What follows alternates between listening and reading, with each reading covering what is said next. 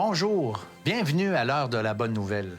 On continue notre série Métamorphose et cette semaine, on va vous parler d'un homme qui était franchement à la recherche, vraiment à la recherche de la vérité, au point de faire des démarches personnelles pour connaître et comprendre la vérité. Martin, je te salue. Salut François. Écoute, Martin, on aime ça, la vérité. Il n'y a personne qui a envie que les gens mentent autour d'eux. On a ce désir-là que nos proches nous disent la vérité. On ne voudrait pas que les gouvernements nous mentent. Et puis, à plus forte raison, nos conjoints, conjointes, on perd confiance carrément si on ne vit pas dans la vérité, qu'on ne dit pas la vérité. Alors, spirituellement, c'est un peu la même chose. Je ne sais pas s'il y en a qui nous écoutent et qui disent, moi, là, ça me tente de croire à des bêtises, à des mensonges. Tu sais, on veut la vérité. Même ceux qui ne croient pas en Dieu cherchent la vérité. J'ai un de mes amis, qui était chrétien avec moi, puis on faisait même de l'évangélisation ensemble. Puis un jour, j'ai appris qu'il a abandonné la foi, qu'il est devenu agnostique. Et là, je me suis interrogé, j'y ai écrit, puis j'ai dit, hey, j'aimerais ça parler avec toi. Puis en jasant avec lui, il m'a expliqué. Puis à la fin, je lui ai dit, est-ce que je peux continuer de prier pour toi? Et il m'a répondu, bien sûr. Je suis toujours à la recherche de la vérité. Là, il est dans des lectures un peu plus philosophiques, puis c'est ça qui va former sa pensée, sa vision du monde. Bien, il pourrait dire la même chose de moi. Moi, je suis dans mes lectures théologiques, je lis la parole, mais on est tous influencés quelque part par ce qu'on lit, par ce qu'on regarde, par ce qu'on écoute. C'est clair, on est tous influencés. Écoute, moi, là, j'ai déjà eu une discussion avec quelqu'un, puis son propos m'a fait reconnaître la radio qu'il écoutait, des radios un peu controversées dans la région de Québec. Et puis, j'ai reconnu quel poste il écoutait, puis il m'a dit oui. Alors, nous, on a posé la question aux gens, à savoir, quel livre, quelle lecture vous a influencé, vous a marqué? Un livre, entre autres, qui m'a frappé, c'était L'enfant intérieur en soi, là. Et ça m'a fait prendre conscience que j'ai toujours cet enfant-là en moi. Puis c'est un enfant on dirait, qui, avec les âges, on l'enfouit, puis il devient un adolescent, un adulte, et responsable. Mais il est toujours là, cet enfant-là, puis il est à découvrir parce que quand on a souvent vécu une enfance heureuse, bien, on a intérêt à aller fouiller là-dedans. Bien, la conférence de M. Guy Corneau, qui est décédé aujourd'hui, j'avais été voir une conférence, ça fait très longtemps. Ça m'avait beaucoup, beaucoup ému et beaucoup frappé, oui. C'est le monstre des Grandes Falaises. Moi, de mon côté, justement, je vivais une situation assez difficile. Quand j'ai lu ce livre-là, je me suis décidée, justement, à bouger, puis qu'il fallait que j'arrête de vivre cette situation. Le Petit Prince, évidemment, comme bien des gens, que j'ai relu. Je l'ai lu quand j'étais adolescente. Ensuite, je l'ai relu dans la vingtaine, dans la trentaine, dans la quarantaine. À chaque fois que je lisais ce livre-là, je le lisais différemment. C'était comme une autre histoire.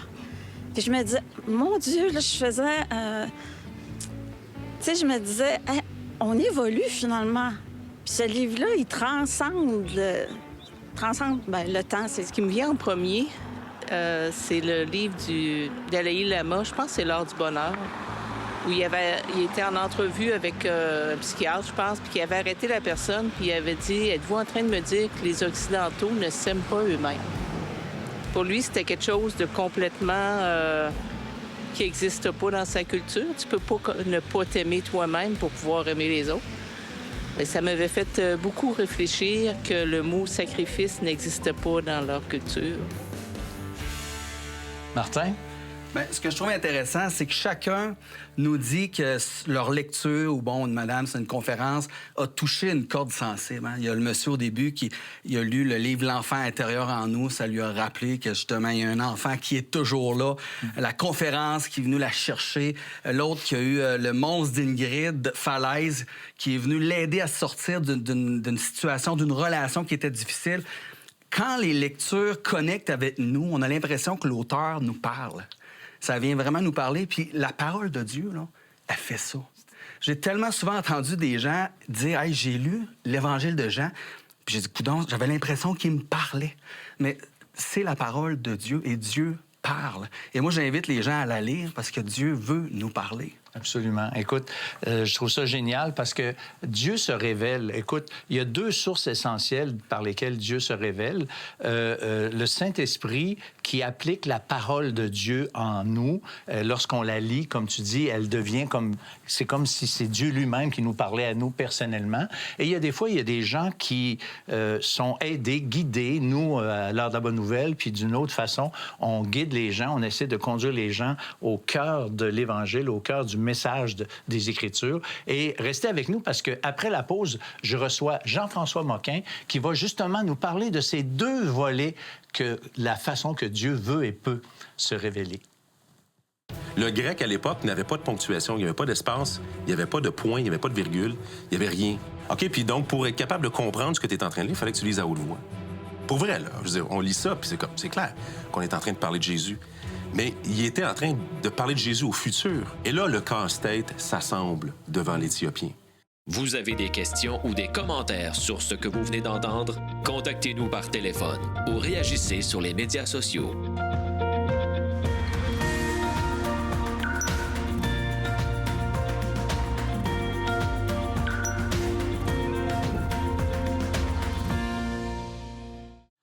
Alors, Jean-François, encore bienvenue à l'heure de la bonne nouvelle. Salut, et puis salut. aujourd'hui, on va parler d'un homme qui était à la recherche de Dieu profondément, au point de faire des démarches.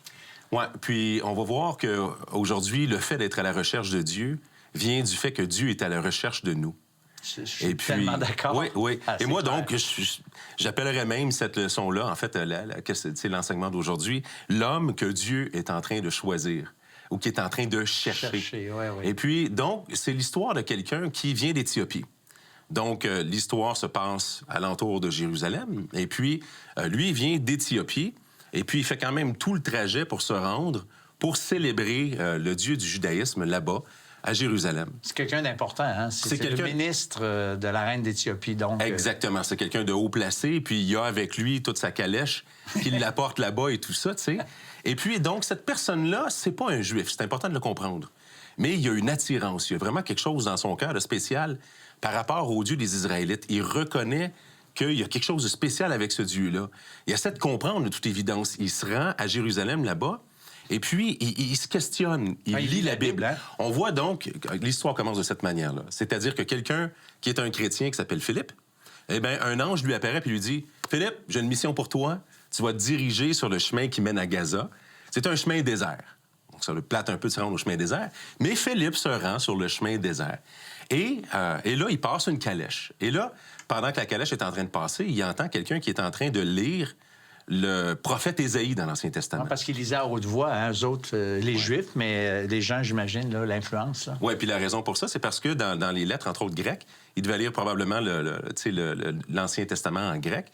Le grec, à l'époque, n'avait pas de ponctuation, il n'y avait pas d'espace, il n'y avait pas de point, il n'y avait pas de virgule, il n'y avait rien. Okay. Donc, les lettres étaient toutes collées. Ça compliquait. Tu commençais avec la première lettre du premier verset du premier chapitre d'Ésaïe, puis tu finissais ta lecture, dans le fond, avec la dernière lettre du dernier verset du chapitre 66.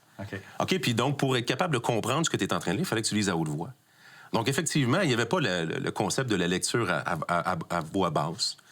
Donc, il est en train de lire comme ça, et puis on entend alentour. Donc, il lit quelque chose dans l'Ancien Testament. On va le lire ensemble aujourd'hui, pour on va regarder ça. Et puis là, Philippe entend ça. Un ange lui a dit, il faut que tu te rendes là. Il ne sait pas trop pourquoi exactement. Mais là, il comprend, tandis qu'il l'entend lire, que c'est probablement la raison pour laquelle Dieu l'a dirigé par là, au travers de l'ange. Sans doute, Philippe reconnaissait le texte là, qui est en train de lire. C'est clair. En étant un juif, lui, c'est certain qu'il comprenait la référence. Reconnaissait son... OK. Donc, il l'entend, puis le texte dit que... il lui a posé une question, puis il dit, est-ce que tu comprends ce que tu lis? Et puis l'Éthiopien se tourne vers lui, mais il dit, mais comment je peux comprendre? C'est pas quelqu'un qui m'explique. Ouais, et là, à partir de ce passage-là, Philippe lui explique à propos de Jésus. Et puis, on voit vraiment quelque chose qui se passe. Le thème de la série, là, c'est métamorphose. Ouais. Il y a une métamorphose, là, mais instantanée, qui est en train de se passer avec ce gars-là. Le gars est parti d'Éthiopie, s'est envenu à Jérusalem, et là, tout d'un coup, il comprend quelque chose. Bang! Le gars, il dit, maintenant que j'ai compris qu'est-ce que c'est, je veux me faire baptiser. Et puis là, il dit, je vois de l'eau juste ici, qu'est-ce qui m'empêche de me faire baptiser? Il était déjà décidé à ce moment-là. Oui, puis le texte dit qu'il s'est fait baptiser live comme ça. Bon, dans un chemin désert, peut-être que c'est une flaque de boîte, on ne le sait pas trop, mais le gars s'est fait baptiser là, puis il retourne chez lui, tout heureux, il venait de comprendre. Ouais. Il a changé, lui, là. Et, oui, et au point où il a voulu prendre une action immédiate. Il y a vraiment eu une transformation. Dans une autre émission, on a parlé de la nouvelle naissance, comme étant réellement une réalité spirituelle qui se passe à l'intérieur d'une personne. Donc, c'est réellement ce qui s'est passé. Et là, après, le texte nous dit que Philippe est disparu de devant ses yeux, comme s'il s'est téléporté. On ne sait pas trop qu'est-ce qui s'est passé. Philippe est disparu, le Saint-Esprit l'a conduit ailleurs. Donc, lui s'en retourne, et c'était spécifiquement pour lui que Dieu avait envoyé Philippe, comme s'il y avait un casse-tête. Et puis là, je trouve ça intéressant, parce que vous qui écoutez l'émission à toutes les semaines, vous êtes peut-être de ces personnes-là qui êtes curieux. T'sais, pourquoi ils sont curieux? Bien, parce que c'est Dieu qui met cet élément-là souvent dans leur vie. C'est ça la chose qui est importante de comprendre, c'est que Dieu s'intéresse à nous au point où il a envoyé son Fils mourir pour nous, pour qu'on puisse avoir la vie éternelle. Puis moi, je me souviens qu'avant d'avoir cette expérience-là personnelle avec Dieu, j'avais compris plusieurs choses de Dieu. T'sais, j'étais dans une culture quand même chrétienne de base, et puis je comprenais que Jésus était le sauveur, je comprenais plusieurs détails, mais c'est comme si c'était un casse-tête qui était devant moi. Les morceaux étaient là, mais ils n'étaient pas assemblés. Et puis c'est ce qui est en train de se passer avec notre Éthiopien ici. Les morceaux sont devant lui. C'est Dieu qui lui a apporté les morceaux. Et ce que ça va prendre maintenant, c'est que les morceaux doivent provenir d'une vérité biblique. Et ça va prendre une personne pour l'accompagner, comme pour mettre juste les morceaux ensemble. Et puis le moment où j'ai compris réellement que Jésus était mort pour moi, parce que moi, j'avais besoin d'être pardonné par Dieu parce que j'étais un pécheur et que Jésus était venu mourir sur la croix pour être le substitut de Dieu devant la colère de Dieu pour moi, c'est ce jour-là où j'ai fait comme « Seigneur, je comprends ».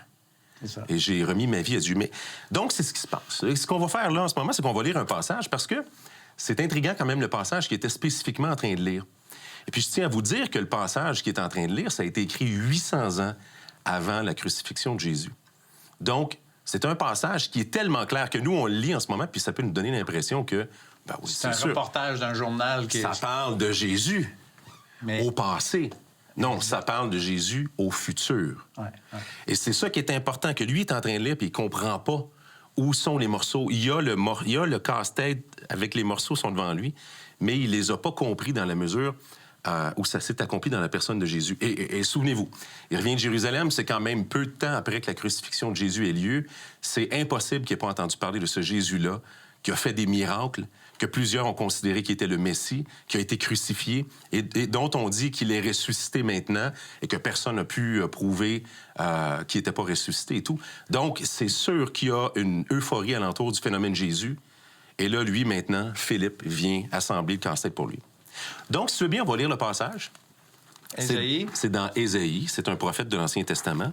Et on va lire le chapitre 53 à partir du verset 3. « Méprisé et abandonné des hommes, homme de douleur et habitué à la souffrance, semblable à celui dont on détourne le visage.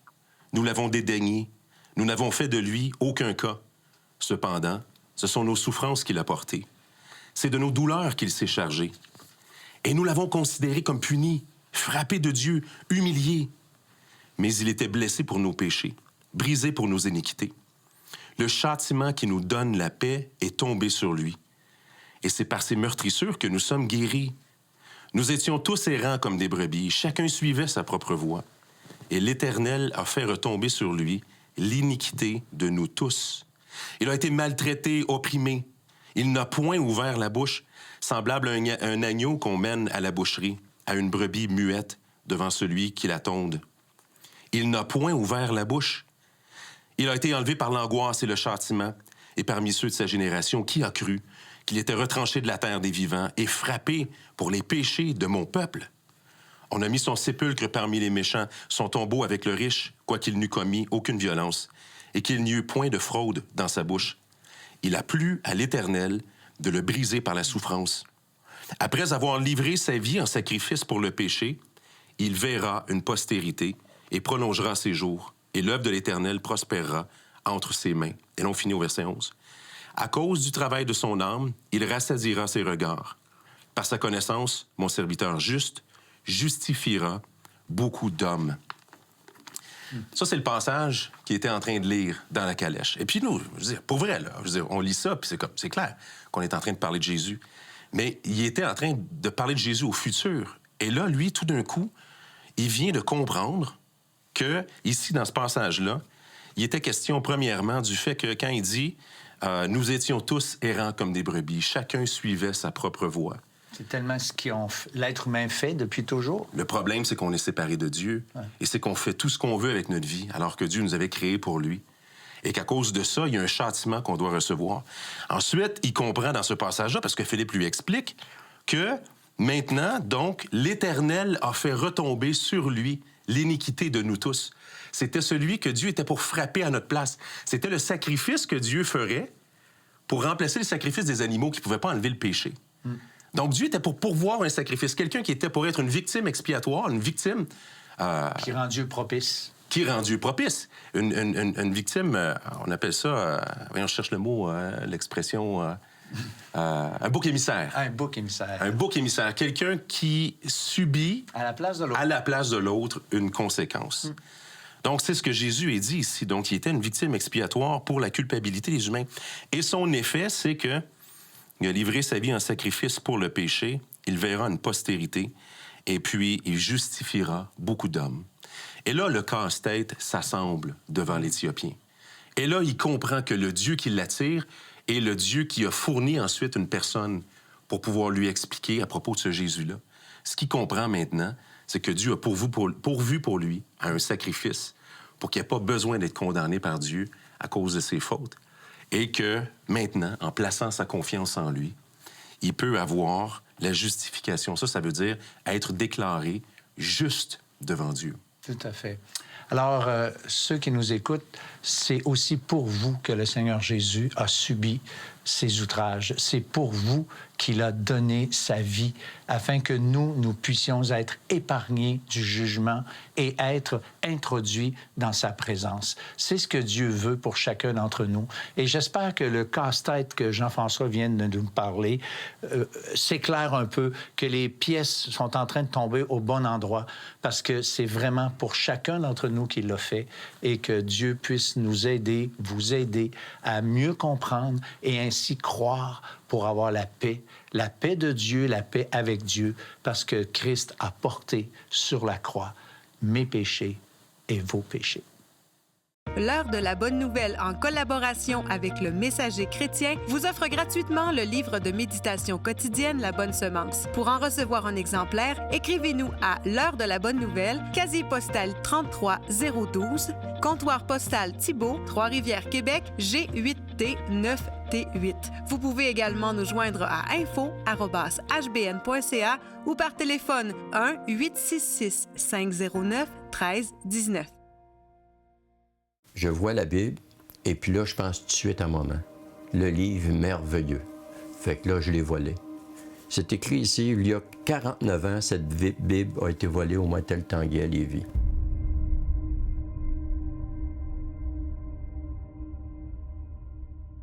Si j'avais pas cette Bible, j'aurais rien à vous raconter. Mais par rapport que j'ai cette Bible, qui est pleine de vie et de puissance, j'ai une histoire à vous raconter. Si je regarde votre chose là, avant, mais c'était ça, c'est rien. Il est arrivé quelque chose. Mais tant aussi longtemps qu'il n'est pas modelé, ben, je pense on va tous prendre un caillou et faire ça de même, tandis que là, on peut le modeler. Et puis c'est ça qui arrive aussi. Quand, à un moment donné, on vient à la croix, ben, on devient modelable. Moi, ben, c'est ça qui est arrivé. C'est quoi la vie? On déjeune, on dîne, on soupe, on travaille entre les repas. C'est ça la vie. C'est comme si le Seigneur m'avait entendu puis il m'a envoyé, alors que le frigidaire était brisé, il m'a envoyé un témoin. Je n'ai pas fait venir parce qu'il était chrétien, je ne le connaissais pas. Mais dès le début, quand il commençait à travailler pour réparer le frigidaire, il s'est manifesté puis il nous a dit qui il était. Il ne m'a pas enseigné l'Apocalypse, il m'a juste parlé des versets simples.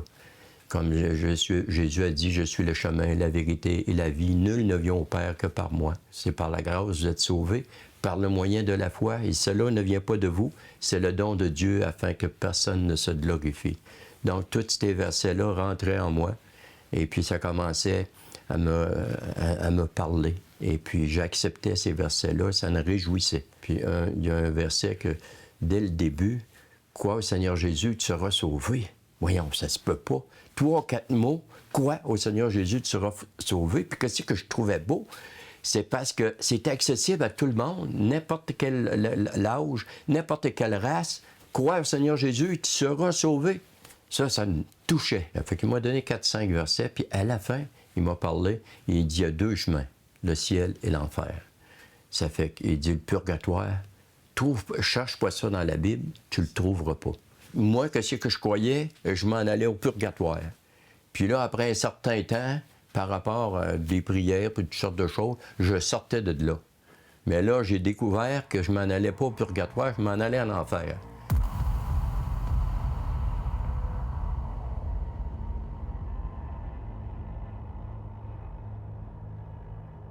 J'ai déjà volé un char. J'étais pas chrétien dans ce temps-là. Et puis, c'était l'automne. J'étais avec mon ami, on s'est promené un peu. Puis, à un moment donné, on était porté d'un parc. Puis là, mais c'était le temps des feuilles, puis il ventait. Et puis là, quand on a débarqué, on s'est sauvés, puis notre cœur nous sauvait de même. Ouais. Et puis, il y a un verset qui dit « Le méchant se sauve sans qu'on le poursuive. Mais le juste a de la vigueur comme un jeune lion. » Ça fait que moi, quand j'ai été rencontrer les gens pour donner ce que j'avais volé, etc., moi, j'étais en confiance. Et puis, je leur ai demandé pardon. Mon père, quand j'étais déporté, c'était un marchand de gros. Fait que je lui sors une pelle, puis des ci, puis des ça, j'avais pris. Ça fait que c'est quoi ça, Denis, là? J'ai dit, c'est des affaires que je t'ai volées. Ça fait que là, bon, c'est pas grave. Il dit, ouais, c'est ça. Ça fait qu'il dit, pas grave. Il dit, apporte ça chez vous. Non, papa. J'ai dit ça t'appartient. J'ai pris ça sans ta permission. Donc, le méchant se sauve sans qu'on le poursuive, mais le juste a de l'assurance comme un jeune lion. Ça fait que c'était à moi, ça. Puis la première personne que j'ai annoncé l'Évangile, c'est ma mère. Ça fait que quand je suis arrivé, elle était couchée, il était vers 8h, 8h30. On a jasé un petit peu. Puis j'ai dit, maman, j'ai découvert un livre merveilleux. Elle dit, lequel? J'ai dit, la Bible. Elle dit, Denis, je te l'ai déjà dit quand tu étais tout petit, quand tu avais 10 ans. Oui, mais j'ai dit, maman, sais-tu que c'est que la Bible m'a dit? Elle dit, non.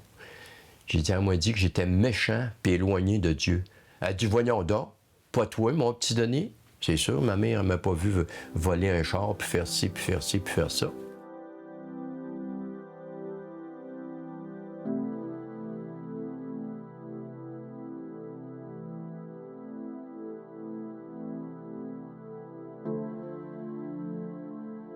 Moi, j'ai fait une croix. Et puis, le seul moyen, le seul point de rencontre entre Dieu et les hommes, c'est à la croix de notre Seigneur Jésus-Christ.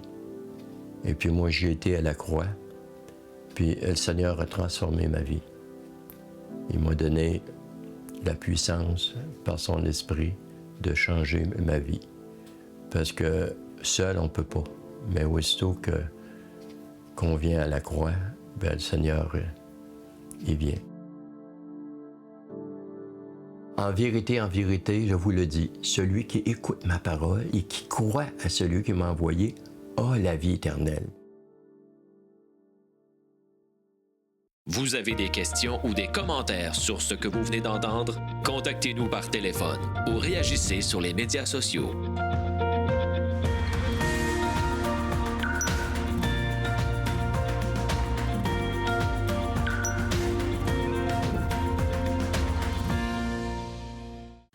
Alors, j'aimerais conclure cette émission en citant encore une fois un texte de la Bible, le livre de Jérémie au chapitre 29 et au verset 13. « Vous me chercherez et vous me trouverez si vous me cherchez de tout votre cœur. » Et il y a aussi dans le Nouveau Testament un autre verset très connu, « Cherchez et vous trouverez. Alors, Martin, on a cette promesse merveilleuse que si on est sincère, si on est authentique de tout votre cœur, tu sais, autrement dit, la démarche, comme l'Éthiopien qu'on a vu tantôt dans le message, il était sincère, il était vraiment décidé à trouver au point de faire des milliers de kilomètres pour aller à Jérusalem. Ouais, bien, c'est exactement ce que mon père a fait. Il a recherché avec sincérité. Pour ceux qui ne l'avaient pas reconnu, c'était mon père qui donnait son témoignage. Pas beaucoup de l'hébreu. En volant cette Bible, et il a lu. Mais Dieu, dans sa souveraineté, il a décidé d'envoyer quelqu'un pour réparer le frigidaire, pour qu'il puisse y expliquer l'Évangile. Et il a découvert le Seigneur Jésus. Ma mère, elle était très campée, elle, sur ses positions. Elle a dit, tu ne me feras pas changer de religion. Mais elle a commencé à lire les Écritures, puis à faire cette recherche sincère, elle aussi. Et elle a découvert l'Évangile, le Seigneur Jésus. Mes parents m'ont présenté à mon tour. Puis ça, je suis tellement reconnaissant qu'ils m'aient présenté l'Évangile parce que j'ai pu trouver le Seigneur Jésus. Vous savez, quand on cherche la vérité, il faut aussi être prêt à aller où la vérité va nous amener. Il faut être prêt à accepter, parce que la vérité n'est pas facile à accepter parfois quand on la lit. Puis moi, ça m'arrive de donner un évangile de Jean, puis je dis, ça te tente-tu d'être dérangé dans ta vie? Mais lis ça. Parce que c'est vrai que la vérité peut des fois nous déranger, mais quand on fait une recherche sincère, il faut être prêt à l'accepter. Mais être prêt à être dérangé quand on entend la vérité, en fait, je dirais que c'est ça que ça veut dire être sincère, être vrai, être authentique. Écoute, moi, je veux entendre la vérité tant que ça fait mon affaire.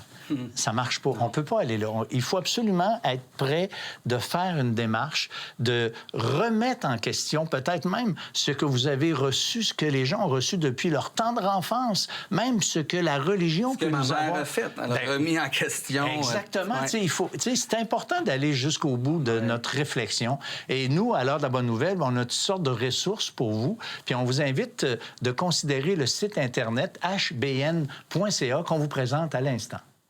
Le site web de l'Heure de la Bonne Nouvelle vous permet de revoir les émissions de la série en cours et de visionner celles des années précédentes. Dans la section « Liens utiles », nous identifions plusieurs liens Internet donnant accès à du contenu évangélique de qualité sur le web. On y retrouve une tonne de moyens concrets pour vous aider à poursuivre et enrichir vos réflexions. Dans la section « Restons en contact », nous vous proposons 2 manières faciles pour entrer en contact avec nous, soit le Perron d'Église et les groupes de discussion « Je suis deuxième ».